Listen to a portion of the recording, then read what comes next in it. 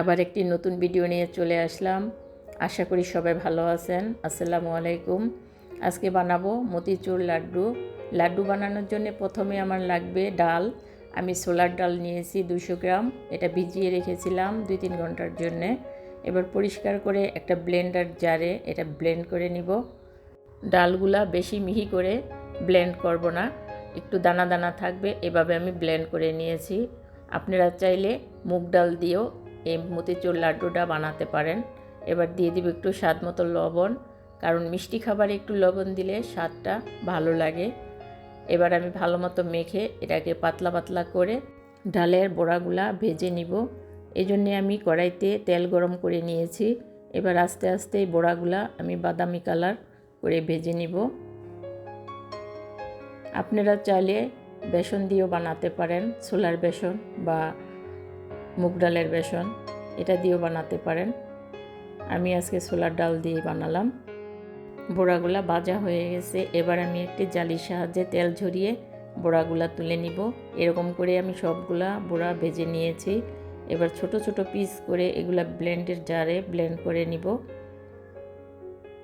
Blend করে নিয়েছি, bread ক্রামের মতো এরকম গুঁড়ি গুঁড়ি হবে। এবার আমি একটা শিরা করে নিচ্ছি। শিরা করার জন্য আমি কড়াইতে দিয়ে দিচ্ছি 1 কাপ চিনি আর 1 কাপ পানি। আপনি যতটুকু চিনি নেবেন অতটুকু পানি দিবেন। এবার চিনি শিরাটা জাল করে নিচ্ছি। এবার দিয়ে দিব 2টো এলাচ আর দারচিনি। আপনারা চাইলে এই দারচিনি এলাচের পাউডারও দিতে পারেন। আমি এই দারচিনি এলাচটা পরে তুলে ফেলবো। চিনির শিরাটা একটু আঠালো হলে ভাববেন যে শিরাটা প্রায় রেডি হয়ে গেছে। বেশি চিটচিটা ভাব করা লাগবে না, ঠিক এরকম হবে। এবার আমি দিয়ে দিব পাতিলেবুর রস, যাতে শিরাটা জমে না যায়। এই জন্য একটু পাতিলেবুর রস দিয়ে দিচ্ছি। আবার দিয়ে দিচ্ছি একটু ফুড কালার। কালারটা অপশনাল, আপনারা স্কিপ করতে পারেন। এটা দেওয়ার কারণে মতিচুর লাড্ডুটা দেখতে ভালো লাগবে। এবার দিয়ে দিচ্ছি ডালের গুঁড়োগুলা। এবার আমি শিরার সাথে ভালোভাবে মিশিয়ে নিচ্ছি। মতিচুর লাড্ডুটা বাসায় বানালে দোকানের চেয়ে স্বাদে কোনো অংশে কম হবে না। একবার হলেও বাসায় বানিয়ে খাবেন। এবার দিয়ে দিব কাজু বাদাম আর পেস্তা কুচি।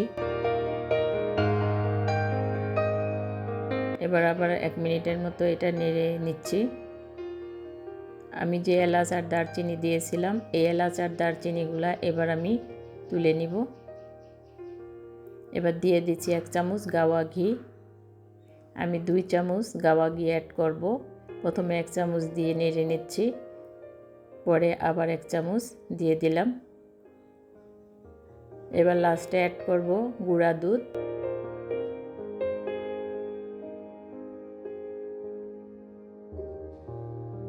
এবার 1 মিনিটের মতো জাল করে নিয়ে এবার রেডি হয়ে গেছে আমার মতিচুর লাড্ডুর পুরটা। এবার আমি হাত দিয়ে হালকা গরম অবস্থায় গোল গোল করে লাড্ডুগুলা বানিয়ে নিব। লাড্ডুগুলা একটু বড় করে বানাচ্ছি, আপনারা চাইলে একটু ছোট করেও বানিয়ে নিতে পারেন। এভাবে আমি সবগুলা লাড্ডু বানিয়ে নিচ্ছি। লাড্ডুগুলো আমার বানানো হয়ে গেছে। দেখেন দেখতে কত সুন্দর হয়েছে, মাশাআল্লাহ। আশা করি খেতেও অনেক ভালো লাগবে। একটা ভেঙে আপনাদেরকে দেখাচ্ছি যে ভিতরটা কত রসালো হয়েছে। সবাই ভালো থাকবেন।